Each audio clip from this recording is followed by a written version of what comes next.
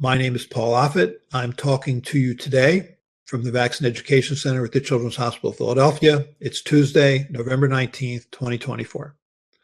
So something happened recently that I think is worth our comment, which is that Robert F. Kennedy Jr. has been advanced by the incoming Trump administration to be the Secretary of Health and Human Services. I think people need to understand where he stands on a variety of issues, especially regarding vaccines.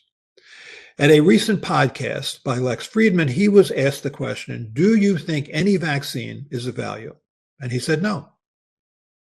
Lex Friedman, who was the podcaster, was surprised by that answer. So he followed up with, well, how about the polio vaccine? And again, he said no. Robert F. Kennedy Jr. said no, that he thought that vaccine did far more harm than good, that it killed more children than it saved. Even though Robert F. Kennedy Jr. was born in 1954, around the same time I was born, we all saw polio in this country. Our parents were all scared to death of polio. He saw that. He appreciated that. And he also presumably appreciated the fact that polio has been eliminated from the United States. Nonetheless, he makes that statement. He has said that vaccines cause autism, even though dozens of studies have shown that it doesn't. He has said that SARS-CoV-2 virus, the virus that causes COVID, was created in a laboratory.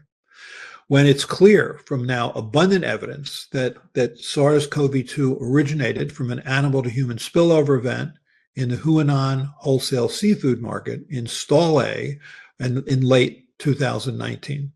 There were two separate lineages that arose from that spillover event when a bat virus infected intermediate hosts like raccoon dogs or palm civets that then would have 50 different contacts with humans at that market every day that then caused that spillover event, which is essentially identical to what happened in 2002 with SARS-1, which also occurred in a wet market in China and was also an animal to human spillover event.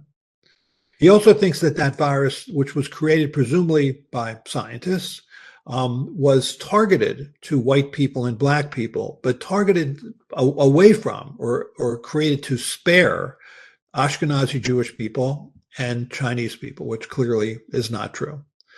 Finally, he said that he thought that people should drink raw milk, that we shouldn't pasteurize our milk. Pasteurization was introduced in the mid-1860s. The reason is that people who drink raw milk are susceptible to bacterial infections like Campylobacter, Listeria, Salmonella, E. coli. Pasteurization eliminated that, and he wants us to go back to drinking raw milk. We occasionally see this at Children's Hospital of Philadelphia, children who come in whose parents insist on drinking raw milk, non-pasteurized milk, who then suffer these bacterial infections. So I feel like science is kind of losing its place as a source of truth, that people like Robert F. Kennedy Jr. can make up their own science, and worse, can be elevated to the kind of position where they will be able to have sway over science-based agencies like the FDA, CDC, and National Institutes of Health. Thank you for your attention.